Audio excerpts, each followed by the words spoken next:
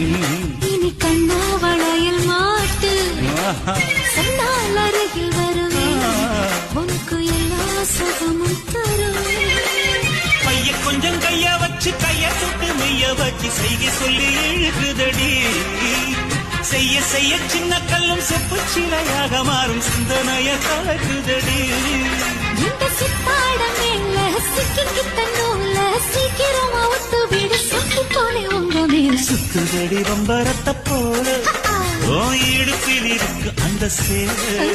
இனி சம்மதிச்ச போடு வேண்டி மாலை நீ ஆடிட சொல்ல போற நாளே கட்டழகன் கண்ணு வட்டதால